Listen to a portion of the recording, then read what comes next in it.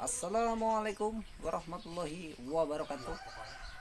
Jumpa lagi bersama saya King Connor Filosofi. Mudah-mudahan saudaraku semua diberi kesehatan, kesuksesan di dalam setiap aktivitasnya. Hari ini saya mau berbagi tentang limbah air kolam ataupun limbah kolam yang sudah ada isinya dan manfaat kegunaannya. Mari ikutin terus. Mudah-mudahan saudara semua diberi kesehatan dan selalu sukses di aktivitasnya, yang bekerja ataupun yang berdagang, yang berusaha di perkantoran, di perkebunan, peternakan, bangunan, ya apa sajalah. Yang penting di aktivitas kerjanya. Oke, hari ini saya mau berbagi tentang pengalaman saya yang pernah saya alami tentang manfaat limbah dari air kolam ataupun limbah dari kolam ikan, dan untuk kolam ikan juga, untuk mengatasi kebocoran dan pengetesan bahwa kolam itu sudah layak untuk ditaruh ikan. Oke, terima kasih. Ikutin terus bersama saya King Connor Filosofi. Dan terima kasih dan dukungan ataupun yang menonton, yang support, yang kasih semangat supaya berkembang channel King Connor Filosofi. Oke, mari ikuti. Oke, saudaraku, yang saya maksud adalah ini saya berbagi pengalaman untuk bagi yang masih pemula-pemula seperti saya, pengalaman berusaha di bidang berbudidaya ikan. Ini adalah air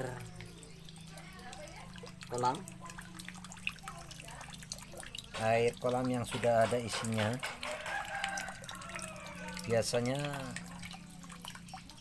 kalau sudah ada 4 atau 5 hari, air kolam ini pasti akan bau-bau sedikit, tapi masih aman untuk ikan seperti ini. Nah, ini saya sering melakukan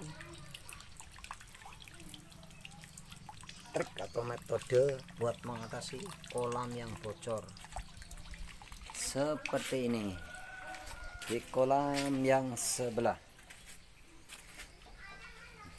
Nah, ini kolam ini tadinya nggak bocor karena dari pengalaman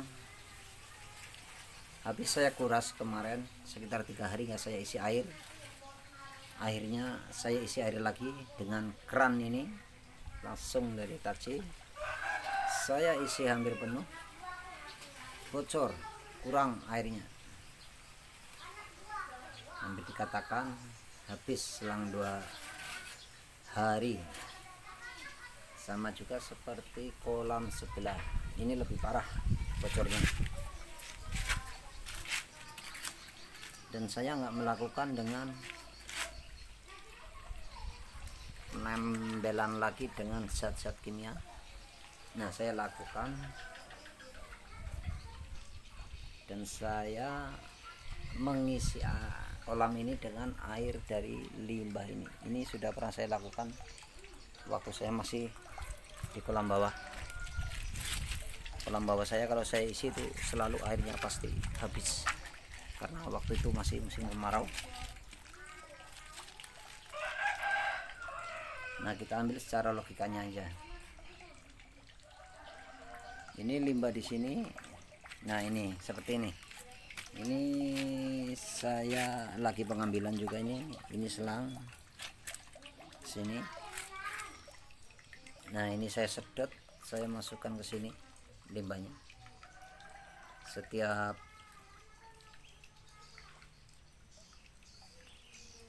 air ini mulai bau. Nah, di sini, nah itu berjalan air. Nah, itu. Ini air ini kan hijau karena dari limbah sebelah, tapi belum bau. Air ini belum bau. Pertama, untuk mengetes bahwa kolam ini sudah layak kita isi ikan dari tumbuhan yang ada hidup. Kalau memang ini enggak layak, kolam baru, otomatis tumbuhan ini kan mati. Nah, ini sudah layak kita kasihkan, tapi nanti kita kasihkan, kita pun buang dulu ini air ini juga. Ini kegunaan air ini adalah untuk membentuk lumut. Nah, dari lumut itu dia akan masuk di pori-pori kolam ini, di pori-pori beton ini yang sempat ada retak ataupun apa. Nah, disitulah yang membuat ini enggak jadi bocor lagi. Itu sudah saya praktekkan beberapa kali. Apalagi kalau kita taruh ikan,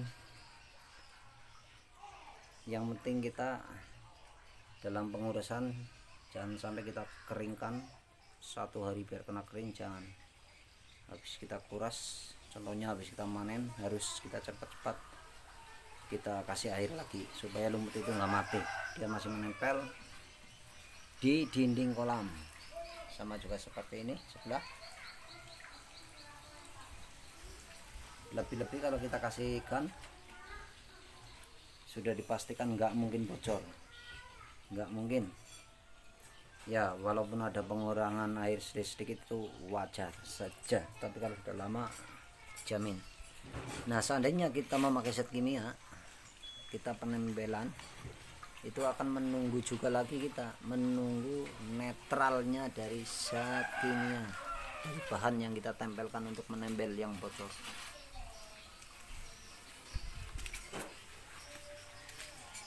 Nah, kalau pakai air limbah ini, limbah dari kolam yang ada ini enggak begitu bau. Jadi ini yang warna sudah mulai agak biru tapi masih aman, enggak bau. Baunya bau sedikit lah, wajar aja. Kalau pembudidaya itu harus berani dengan bau.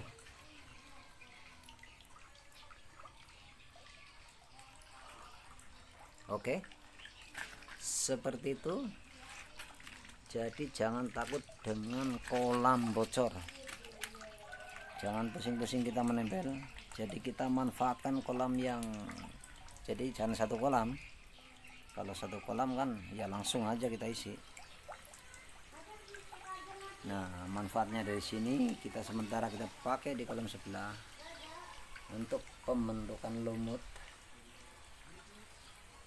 Nah, kalau sudah berlumut, sudah aman untuk ikan, aman juga untuk kolam. Jadi pori-pori kolam itu sudah tertutup. Itulah pengalaman dari saya yang sudah pernah saya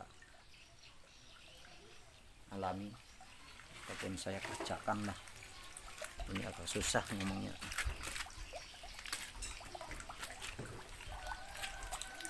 Oke, nah kalau di sini karena di sini nggak bocor, jadi nggak saya kasih air dari limbah sini karena di sini lebih tinggi. Ini emang sengaja saya bikin lebih agak kecil oleh untuk setiap bibit yang baru saya ambil saya masukkan di sini. Nah, kalau di sana adalah untuk pembesaran. Nah, kalau ikan agak besar ini akan lebih cepat membentuk. Dari limbah-limbah itulah yang membuat menutup pori-pori. Itu aman, tapi kita pun harus kita perhatikan juga kadar air, itu sangat penting, nomor 1. Kalau air sudah bau, memang bau yang menyengat, itu sangat berbahaya bagi ikan, sangat berbahaya.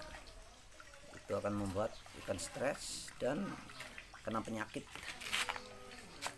Kita harus kuras pun kita nggak bisa kuras habis, kita kuras separuh. Nah, kita cabut pipa ini separuh, kita isi lagi, aman sudah. Ya, lebih bagus lagi separuh lebih lah. Itu sudah sering saya lakukan.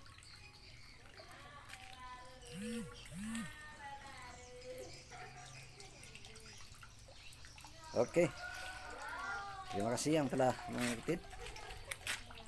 Seperti itulah pengalaman-pengalaman yang pernah saya kerjakan dan saya buktikan.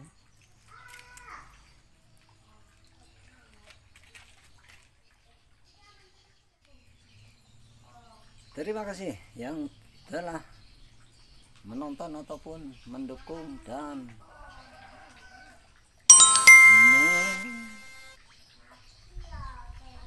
dan selalu mengikuti. Jangan lupa dukung terus channel King Connor Filosofi. Sampai jumpa lagi di konten-konten saya berikutnya tentang dunia berbudidaya, bekerja, dan pengalaman-pengalaman kehidupan setiap hari-harinya. Nah, konten saya menyajikan enggak fokus satu bidang, karena saya pun harus berbagi pengalaman saya juga, yang intinya di dalam bekerja. Biarpun nggak kerja di luar, di rumah sama juga bekerja, berbudidaya juga bekerja, intinya di situ aja. Oke, mudah-mudahan bisa ada manfaat sedikit dari seorang pembudidaya yang masih pemula. Memang dulu belum konsentrasi, dan saya pun buka konten belum lama juga, baru sekitar 2 bulanan ini dari video ini yang saya mau upload. Terima kasih, mudahan semakin lama semakin lebih baik, semakin belajar. Di YouTube juga saya masih belajar, ngomong juga masih belajar, berbagi juga masih belajar. Insya Allah yang saya bagikan yang saya alami di kehidupan hari-hari saya. Terima kasih. Akhir kata, assalamualaikum warahmatullahi wabarakatuh. Sampai jumpa lagi.